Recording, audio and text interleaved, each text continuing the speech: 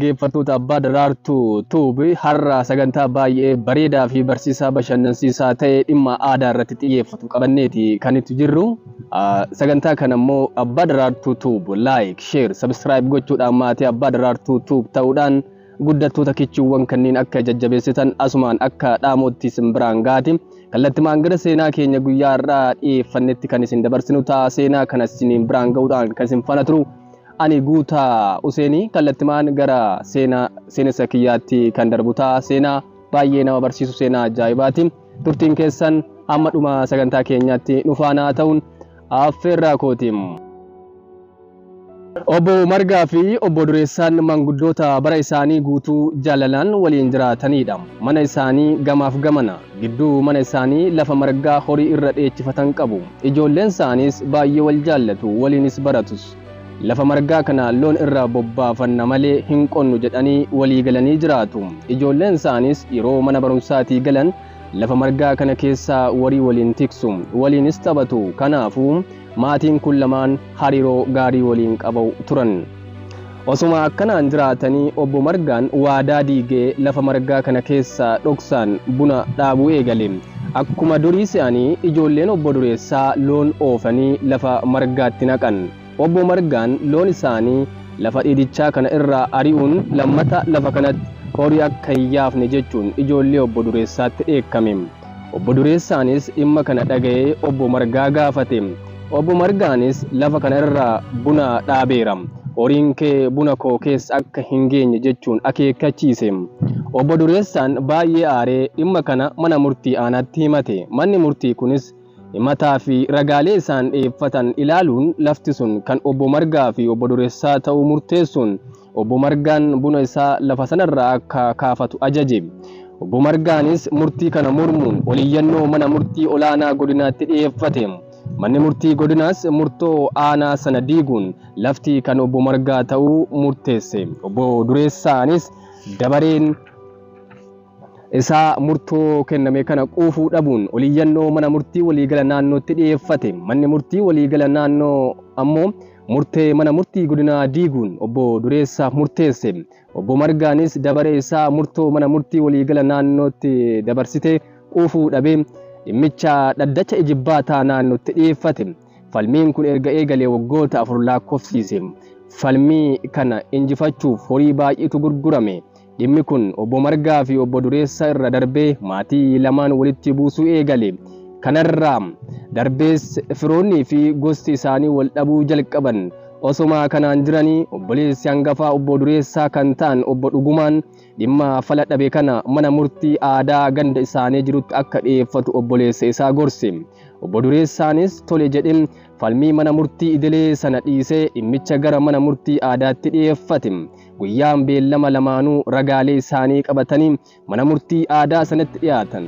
Abbootiin gadaasis dhimma isaanii kana ilaaluuf ragoolee isaanii faana akka ol seenan waaman. Akkuma ol seenaniin meeshaalee kakuu kanneen akka kitaabalee qulqulluu, wangeelaa fi quraana, buqqee duudaa, sanyii midhaanii fi lafee, eeboo fi daaraa fi sibiila sansalataa arganii rifatan.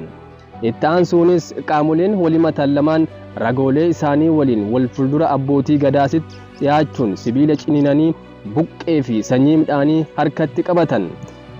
Yoo sobaan himadhe sanyiin facaafadhu naaf hin margin, ilmoon naaf hin dhalatin, dhalattu naaf hin guddatin, guddattu naaf hin dubbatin. Yoon dhara himadhe buqqee tun duudaadha, dhalli kiyya duudaa haa ta'u, keessi isaa sanyii qaba, sanyiin kun haa hadhaa'u.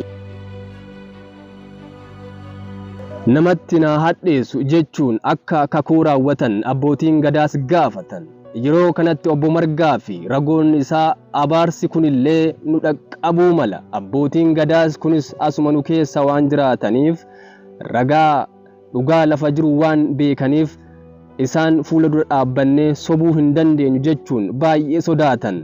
Kanarraa ka'uun ragoonni Obbo Margaa lafti kun lafa Obbo Margaa fi Obbo Dureessaan warii irraa dheechifatan ta'uu beekna jechuun haqa baasan. Obbo Margaanis himata irratti dhiyaate tokko osoo hin haalin miila Obbo Dureessaatti kufee dhiifama gaafate.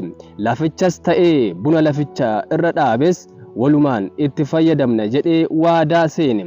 abbootiin gadaasis lafa dheedissaas ta'ee buna irraa dhaabame walumaan kunuunsanii akka fayyadaman murtoo dabarsan.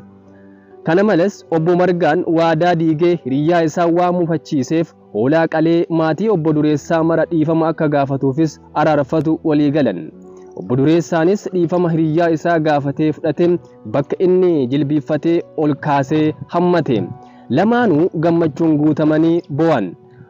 Hojii manni murtii aadaa hojjechaa jiru kanas dinqisiifatanii galateeffatan. Gammadanis akka durii isaanii waliin taphachaa kolfaa gara manaatti galan. Manni murtii aadaa dhimma manni murtii idilee waggaa 4 gangalchee guyyaa tokkoon xumura itti tolchuun namoota naannootti raajii ta'e. Maatii warra lamaanis baay'ee gammadan. Dubartoonni ililchanii ijoolleen akka jabbiitti ol utaalan. Ollaan martuu yaa'ee qe'een gammachuu fi ililleen guute. Haaluma dhaddacha irratti walii galameen obbo Margaan gammadee tumaalessa tokko qalee, obbo Dureessaanis tokko itti dabalee maatiin ollaa fi firoonni dhiyoo walitti yaa'anii halkan guutuu waliin nyaachaa dhugaa gammachuu isaanii ibsachaa bulan. Guyyaa sanaa eegalee manni murtii aadaa dhugaa jallate qajeelchuun baasii fi deemsa karaa fagoo hambisuun nagaaf tasgabbii hawaasaa deebisuun isaa caalatti hubatame. Namoonni naannoo sana wal dhabdee wal fakkaataa qabanis rakkoo isaanii mana murtii idilee caalaa mana murtii aadaatti dhiyeeffachuuf baasii fi dadhabbii tokko malee dubbii qaban fixachuun waliin jiraachuu itti fufan. Hayyee kabajamtoota dhaggeeffattoota Abbaa Daraartuu Tuubu seenaa amma isiniif dhiyeesse kanarraa waan baay'ee akka hubattan keessattuu walitti bu'iinsa hawaasa keessatti dhalatuuf yeroo baay'ee gara mana murtii idileetti fiiguu caalaa aadaa fi sirna duudhaa kaleessaatii yoo xumuranne salphatti dubbii keenya goolabachuu, nageenya keenya tifkachuu, hariiroo hawaasummaa keenya cimsachuu dandeenya waan ta'eef hundi keenyayyuu bifa saniin haala saniin sirna mana murtii aadaa irratti xiyyeeffachuudhaan turtii haa qabaannu. Dhaamsa sagantaa qophii keenya guyyaa irraati. Abbaa Daraartuu Tuub subscribe, share, like gochuu hin irraanfatina. Amma sagantaa biraatti walitti deebinutti yeroon keessan yeroo gaarii haa bareedu jedha.